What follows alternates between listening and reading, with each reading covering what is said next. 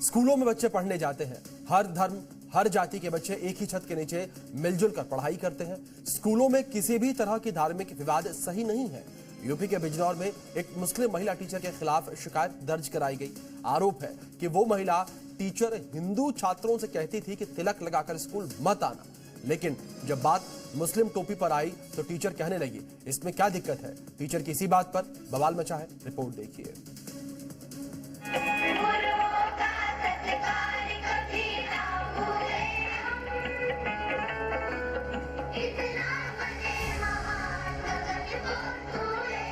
उच्च प्राथमिक विद्यालय भनेड़ा। स्कूल के गेट पर लिखा है शिक्षार्थ आइए सेवार्थ जाइए, लेकिन यहाँ आने वाले बच्चों को शिक्षार्थ और सेवार्थ के भाव से दूर धर्मार्थ वाले भाव में धकेलकर बच्चों वाली खाइयां पैदा करने के आरोप लग रहे हैं। इस स्कूल में टोपी वाले बच्चे भी हैं और तिलक वाले भी। फिर दिक्कत क्या है और कहाँ है? स्कूल के बच्चों से सुनिए। आपको किस टीचर ने तिलक लगाने को मना किया था? सर आयशा मैम ने। क्या कहा था? किया था ये आयशा मैम उषा मैम का नाम लेकर फायदा उठा रही थी। उषा मैम का उषा मैम ने टिक्के को मना करा है, तुम टिक्का मत लगाता है। और जब हमने नु किया तो मुसलमान बच्चे टोपी ओढ़ के जो आ रहा है, इन्होंने नु किया था आयशा मैम ने टोपी तुम्हें कुछ दुख दे रही है।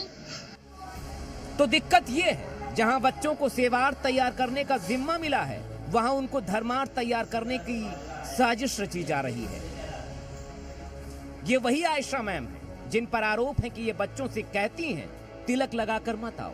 उनमें से एक बच्चे ने पूछा कि तिलक नहीं चलेगा और मुस्लिम टोपी चलेगी क्या?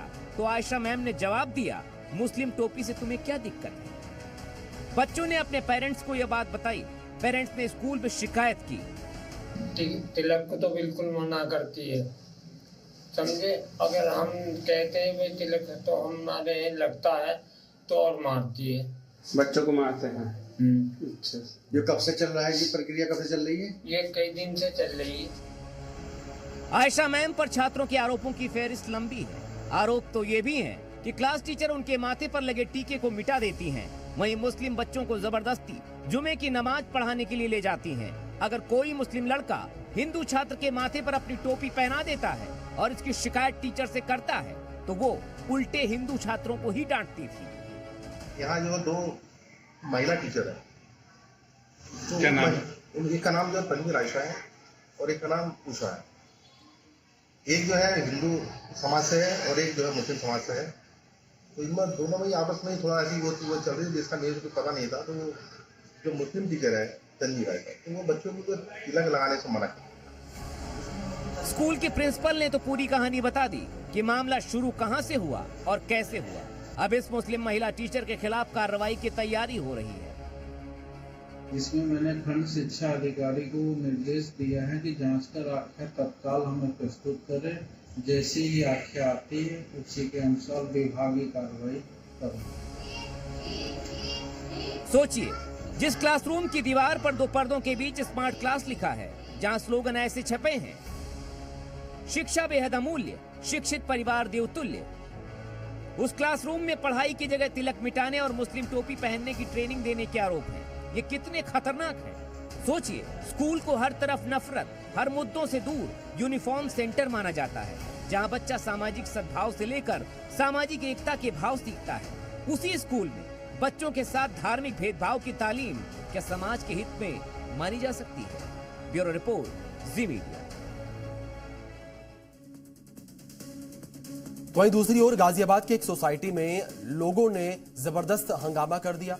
और आपको बता दें कि क्रॉसिंग रिपब्लिक थाना क्षेत्र के चित्रावण सोसाइटी का यह पूरा मामला है, जहां पर एक फ्लैट में मदरसा बनाए जाने के आरोपों को लेकर लोगों ने हंगामा कर दिया। एसीपी पूनम मिश्रा के मुताबिक मारपीट के संबंध में एक शिकायत मिली है, जिसमें समिति में फ्लैट को मदरसे के रूप में बनाने का प्रयास के आरोप लगाए गए हैं।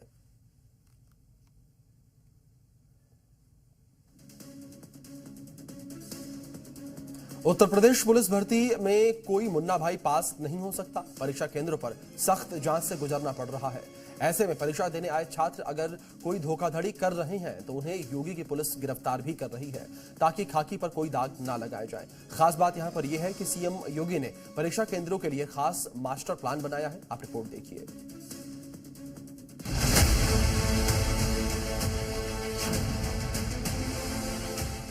परीक्षा लीक होने के मामले और प्रदर्शनों ने पूरे देश में हड़कंप मचा दिया था। देश भर में बवाल हुआ। इसके बाद अब कोई भी परीक्षा होती है तो प्रशासन पूरी तरह चौकन्ना होता है, क्योंकि कहीं कोई मुन्ना भाई फर्जीवाड़ा कर काबिल छात्रों का हक न मार ले। लेकिन इस बार योगी राज में ऐसा करने वाले धोखेबाजों के लिए खतरा मोल लेना आसान नहीं है। दरअसल उत्तर प्रदेश के सहारनपुर में खाकी वर्दी का सपना लिए एक धोखेबाज उत्तर प्रदेश पुलिस भर्ती परीक्षा देने पहुंचा था।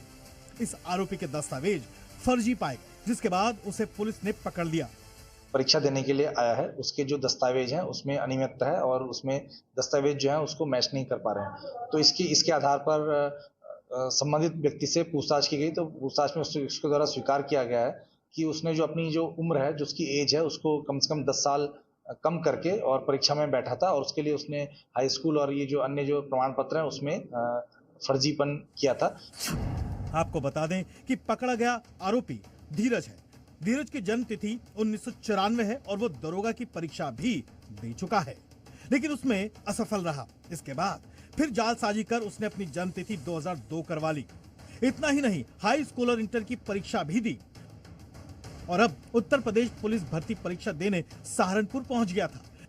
लेकिन इस बार योगी के मास्टर प्लान से उसकी चालबाजी कामयाब नहीं हो पाई।